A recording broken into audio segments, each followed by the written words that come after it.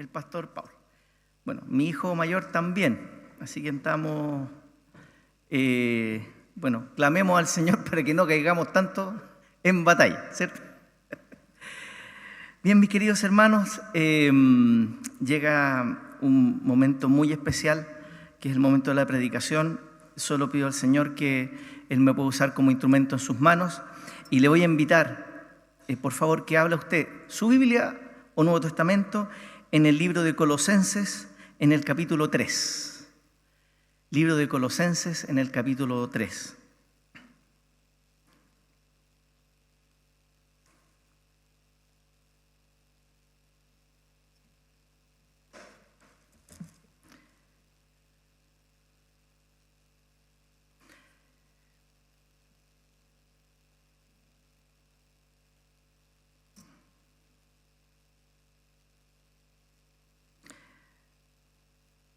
Vamos a leer dos versículos, el versículo 12 y el versículo 13 de Colosenses capítulo 3. ¿La encontró, hermano querido? ¿Sí? Bien, damos lectura a la palabra del Señor en el nombre de nuestro Señor Jesucristo y dice de la siguiente forma: Vestidos pues como escogidos de Dios, santos y amados, de entrañable misericordia, de benignidad, de humildad, de mansedumbre, de paciencia, soportándoos unos a otros y perdonándoos unos a otros, si alguno tuviera queja contra otro. De la manera que Cristo os perdonó, así también hacedlo vosotros. Seguramente al leer el versículo 12 fue la radiografía de cada uno de nosotros, ¿no es cierto? Fue como nosotros nos describimos a diario, ¿cierto? Santos, amados, de entrañable misericordia, algo que nos brota por los poros, ¿cierto? De benignidad, de humildad, ¿cierto? Cuando nos pasa, cuando vamos manejando, ¿cierto? Y el automovilista del lado hace una maniobra mala, ¿cierto?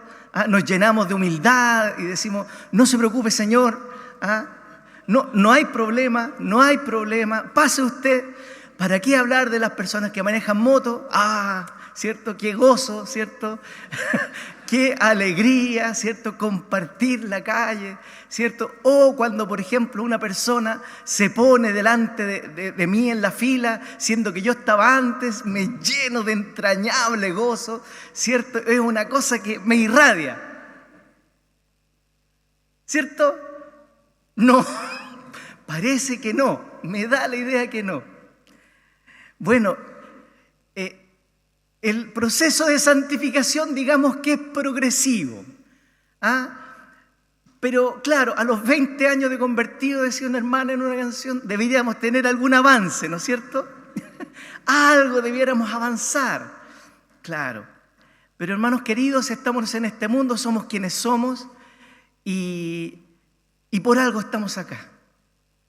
Por algo estamos acá. El tema de hoy se llama el perdón. Como anécdota, ¿cierto? Lamento que no esté el pastor Paulo acá, pero yo recuerdo que el día 19 de marzo me tocaba predicar.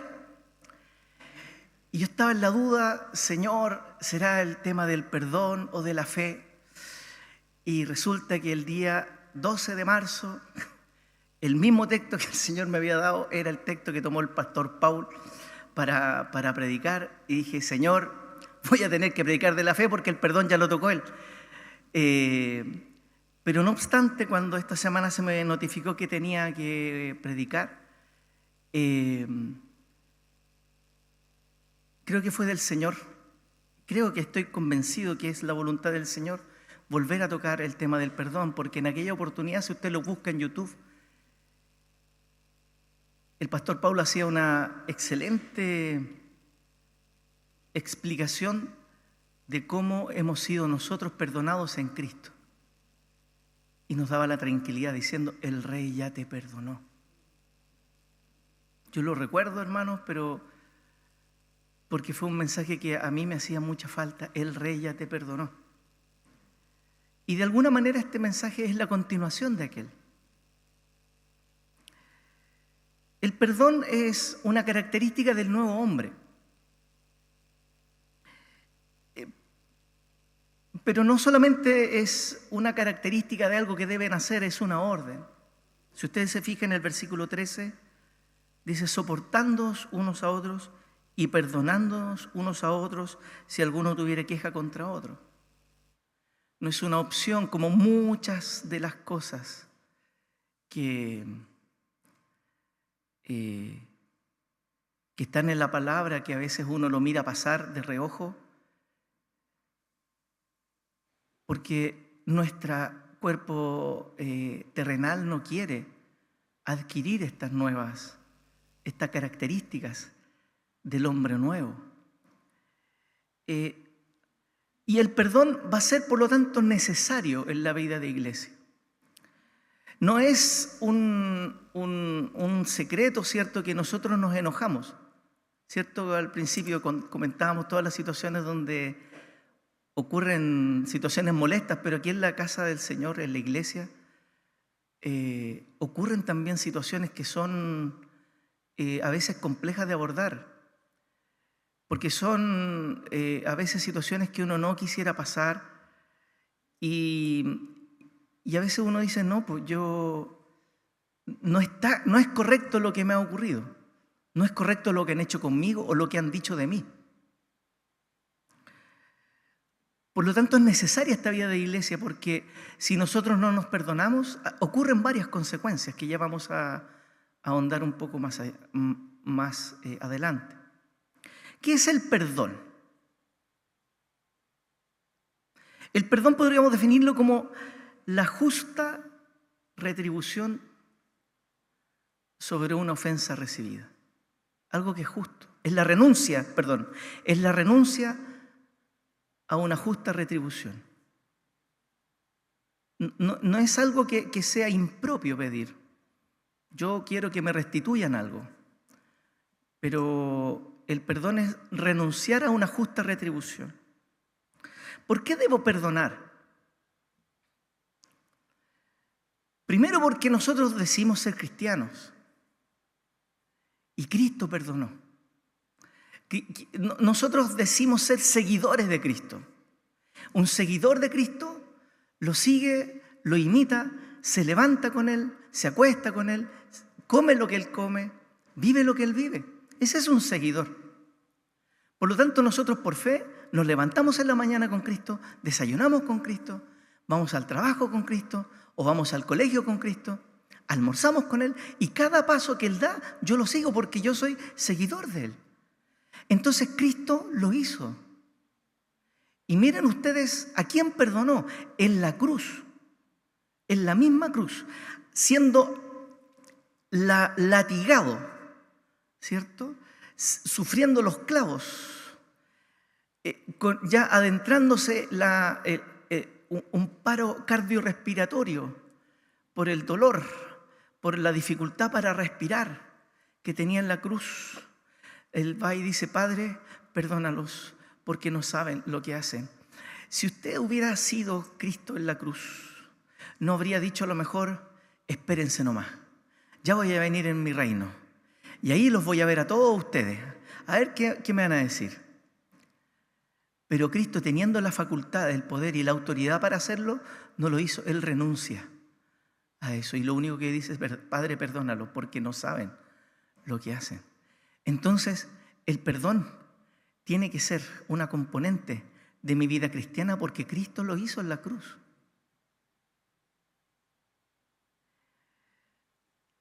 Bueno, nos cuidamos como familia y como iglesia. En el Evangelio de Lucas, en el capítulo 17, dice, dijo Jesús a sus discípulos, imposible es que no vengan tropiezos, más ay de aquel por quien vienen. Mejor le fuera que se le atase un cuello, una piedra de molino y se arrojase al mar, que hacer tropezar a uno de estos pequeñitos. Pero después añade otra cosa, dice, mirad por vosotros mismos, o sea, cuídense. Si tu hermano pecare contra ti, repréndele, y si se arrepintiere, perdónale.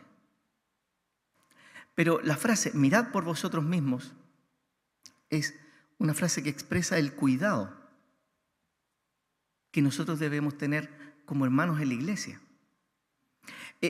Pablo en Corintios expresa una situación donde él también fue ofendido, pero la iglesia aplicó disciplina al ofensor. En 2 de Corintios capítulo 2, él dice, mire, si ustedes lo perdonan, yo lo perdono, no hay ningún problema. Si ustedes lo perdonan, yo lo perdono. Es como que si ustedes toman decisión, yo también lo hago. Y háganlo para que Satanás no gane ventaja, porque él ya está triste por la disciplina que se le aplicó. Perdónenlo. No vaya a hacer cosa que sucumba. Y Satanás no puede ganar ventaja sobre nosotros. No puede haber ningún espacio para que la iglesia del Señor sea atacada por Satanás. Ningún espacio. Nosotros no debemos dar espacio a que Satanás nos ataque por ese lado. Por el lado de la tristeza, o por el lado de la ira, o por el lado del enojo.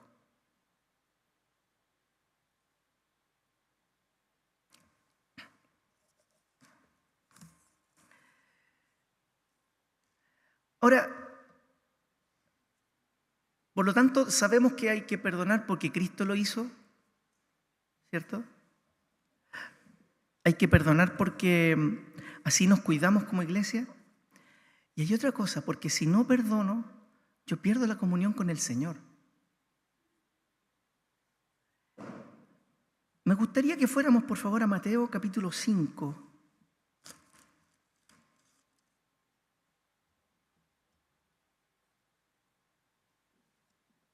Mateo capítulo 5, versículo 23. Mateo capítulo 5, versículo 23 dice, y en adelante dice, por tanto, si traes tu ofrenda al altar y allí te acuerdas de que tu hermano tiene algo contra ti, deja allí tu ofrenda delante del altar y anda, reconcíliate primero con tu hermano y entonces ven y presenta tu ofrenda. Dios no va a recibir la adoración de un creyente que no está en buena relación con otro. El valor de la ofrenda no está en la ofrenda misma, sino que en la santidad de la persona que la está entregando. Yo puedo cantar, en mi caso puedo tocar el piano, pero si no tengo un corazón en comunión, un corazón perdonador, si yo sé que he ofendido a alguien y no busco la reconciliación, esa ofrenda que yo pueda estar entregando, por muy lindo que pueda cantar o por muy lindo que pueda tocar, no llega. No llega. No es recibida. Y por favor, miremos el capítulo 6, de Mateo también, Mateo 6. Mateo 6 en el versículo, en la oración del Señor, ¿cierto? Dice en el versículo 12 de Mateo capítulo 6, dice, y perdónanos nuestras deudas como también nosotros perdonamos a nuestros deudores. Y en el 14 dice, porque si perdonáis a los hombres sus ofensas,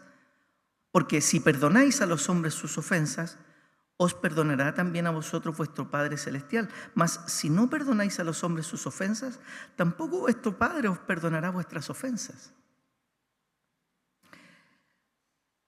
Eso lo repite en la parábola de los dos deudores.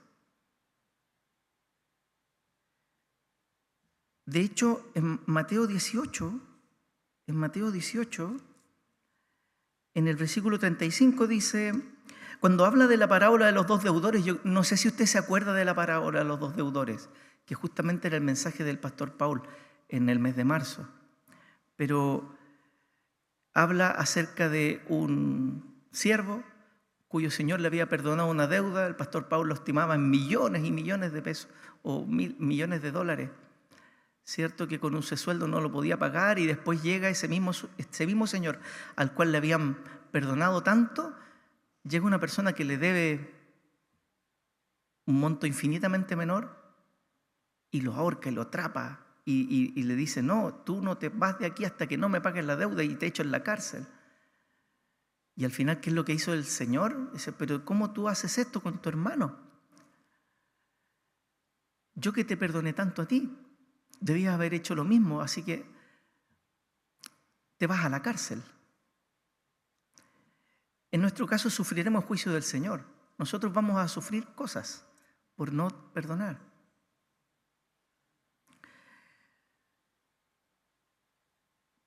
Pero el versículo de Colosenses, volviendo a Colosenses, dice, de la manera que Cristo os perdonó, así también hacedlo vosotros. Siendo tan importante el perdón, sabiendo que si yo no tengo un corazón perdonador, no voy a estar en comunión con el Señor, sabiendo que le puedo hacer daño a la iglesia, sabiendo que estoy conscientemente dejando de imitar al Señor Jesús al no perdonar. ¿Por qué no puedo perdonar? Dice aquí, de la manera que Cristo os perdonó.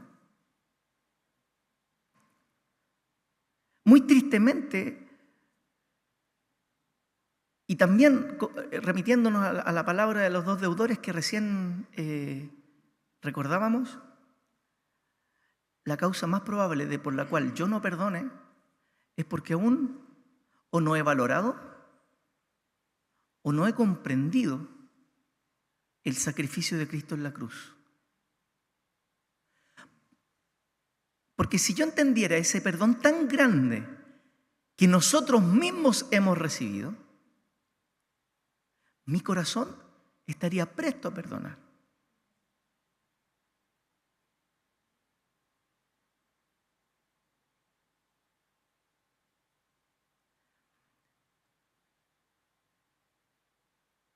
Yo no sé cuántos de nosotros hemos nacido en un hogar cristiano,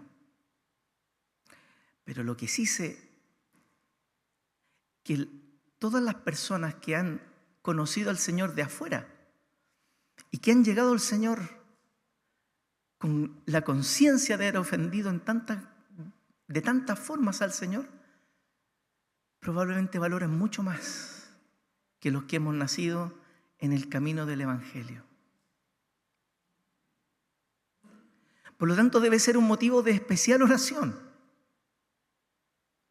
Que el Señor pueda ablandar mi corazón.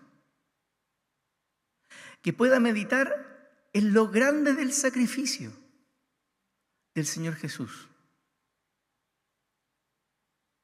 Hermano querido, ¿por qué Cristo tenía que venir a morir?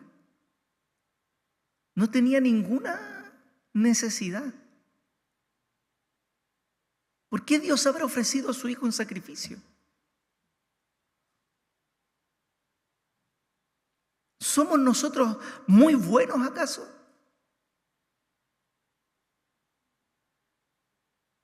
¿Somos un conjunto de virtud andando? Ya descubrimos que no.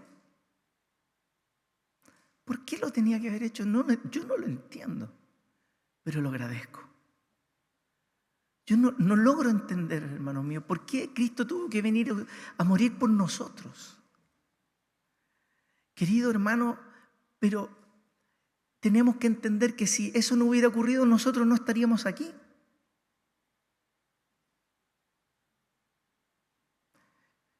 No habría ninguna esperanza. No habría ninguna posibilidad de cambio de nadie. El sacrificio de Cristo es algo que yo creo que me voy a morir y nunca voy a terminar de entenderlo. El valor y la grandeza. Un sacrificio que llega a todas las criaturas en todos los tiempos en la humanidad. Es infinito, es un sacrificio de el único que no lo merecía. El único que era santo, el único que era bueno de verdad.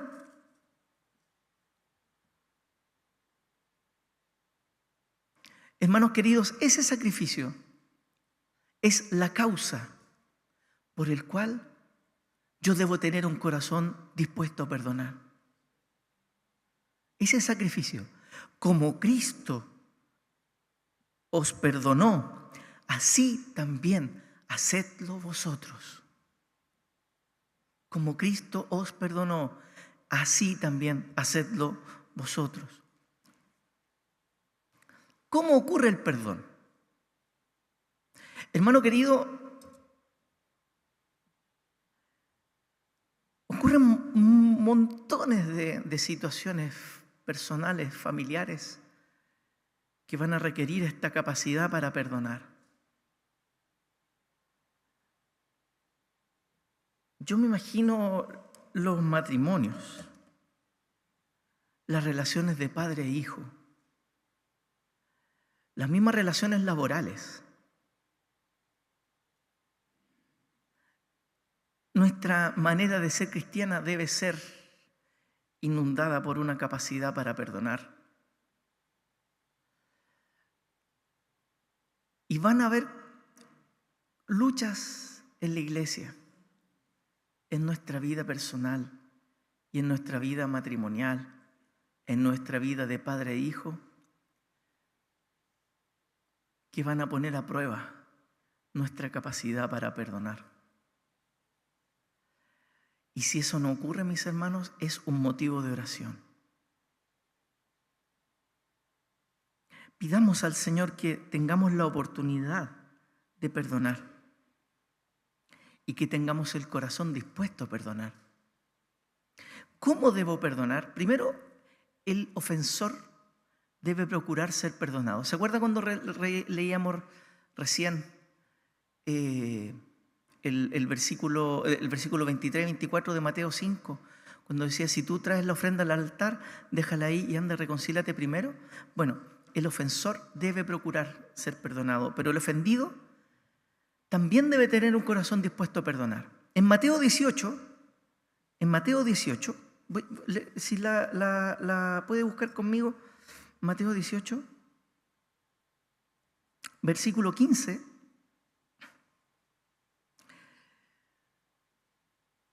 Mateo 18, versículo 15 dice, por tanto, si tu hermano peca contra ti, esto es lo primero, el primer paso, ve y repréndele estando tú y él solos.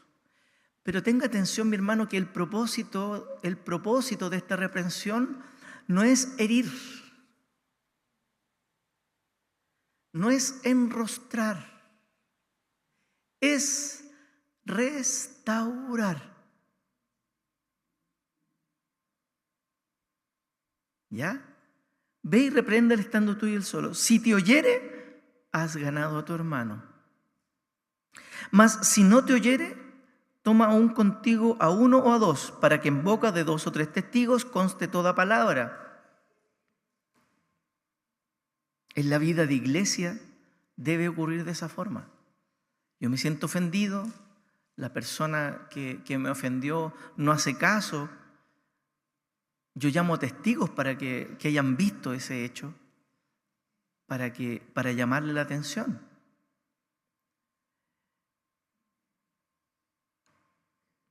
Para que en boca de 2 o 3 testigos conste toda palabra. Si no los oyera a ellos, dilo a la iglesia. Y ya, si ya en la iglesia ya la persona no quiere aceptar que cometió un error, bueno, entonces tenle por gentil y publicarlo. Allá él. Pero el propósito de todo ese proceso debe ser restaurar una relación de hermanos que está dañada. Y el propósito, que ninguno de nosotros se pierda.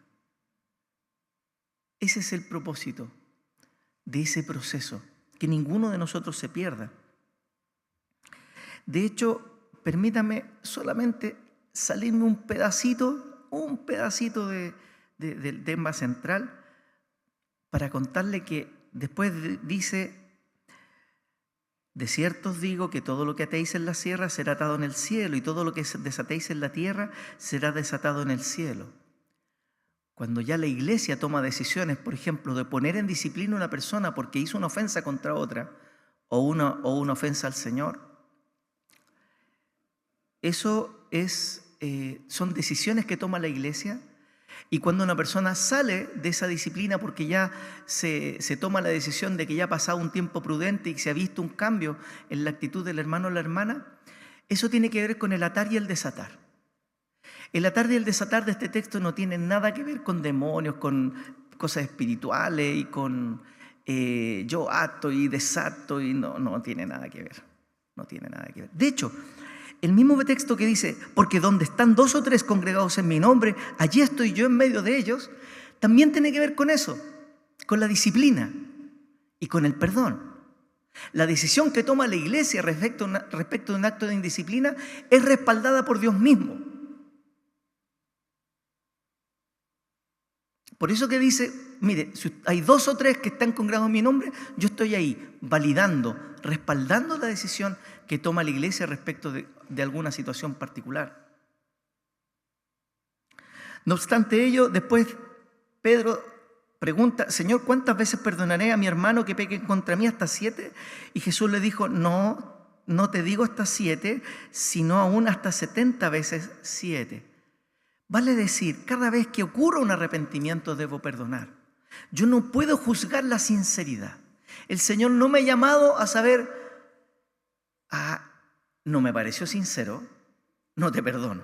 No. Me piden perdón, hay un arrepentimiento y yo debo perdonar. ¿Cómo fue perdonado el hijo pródigo?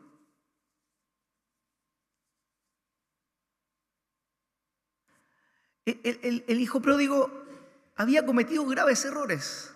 Contra el padre le dijo, pásame la plata nomás, me importa poco lo que tú me puedas entregar, las lucas me sirven, fin, ojalá que te muráis, porque le dijo, pásame la herencia. Se va, la dilapida y hace un plan. Le digo a mi papá, si llego así, me va a perdonar, me va a dejar como uno de los ¿cómo se llama? Trabajadores. Y llega y es perdonado completamente. Señor, ni siquiera le puede decir el speech que tenía preparado, las frases que tenía. Llega, Señor, he pecado contra el cielo y contra ti. Listo, ven para acá. Pase el anillo en su dedo, póngale la ropa, hagamos fiesta. Ni siquiera era capaz ni siquiera alcanzó a decir todo lo que, el plan, la propuesta, la oferta. Si tú haces eso, yo hago esto otro. No.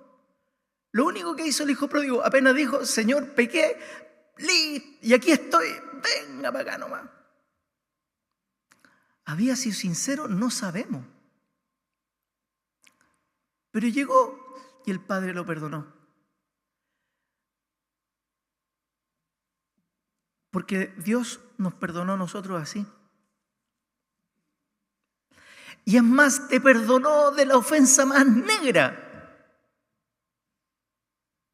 El Señor nos perdona de la ofensa más negra. Le invito, por favor, a que busquemos en el libro de Isaías. Porque también hay otro texto que, puesto en su contexto, nos va a hablar de una manera profunda de cómo es el perdón del Señor. Porque de esa misma manera nosotros tenemos que perdonar.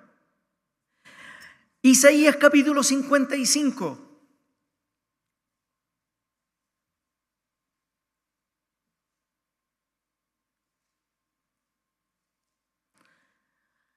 Isaías capítulo 55 en el versículo 6. Dice, buscad a Jehová mientras pueda ser hallado, llamadlo en tanto que está cercano. Deje el impío su camino y el hombre inicuo sus pensamientos, y vuélvase a Jehová, el cual tendrá de él misericordia, y al Dios nuestro, el cual será amplio en perdonar, porque mis pensamientos no son vuestros pensamientos, ni vuestros caminos mis caminos, dijo Jehová. Como son más altos los cielos que la tierra, así son mis caminos más altos que vuestros caminos, y mis pensamientos más que vuestros pensamientos. Tú piensas que es una batalla tan grande, busca al Señor y el Señor te va a perdonar. porque tus pensamientos no son los pensamientos del Señor.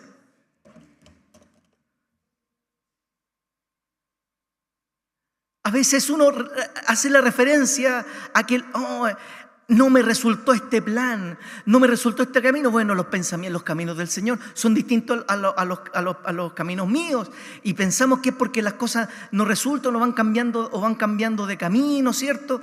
De cosas que a veces uno no entiende por qué pasan. Y no, este versículo hace referencia al perdón.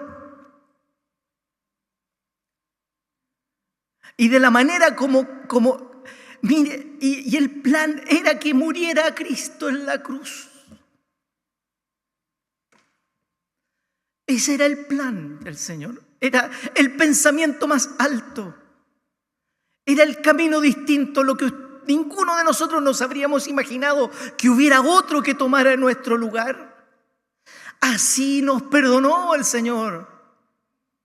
Y por eso quiero que nos llevemos el versículo de Colosenses: de la manera que Cristo os perdonó, así también hacedlo vosotros. De esa manera. No tengo conciencia de la cantidad de veces que he pedido perdón y he vuelto a caer. Y el Señor, por misericordia, me perdona. Entonces, ¿por qué nosotros vamos a perdonar de forma distinta? No, mis hermanos, tenemos que perdonar de la misma manera que Cristo nos perdonó a nosotros.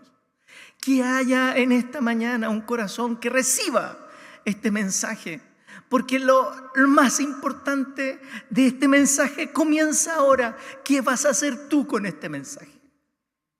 ¿Qué vas a hacer? ¿Qué decisión vas a tomar? ¿Qué relación tienes que arreglar? Ahora viene lo más importante.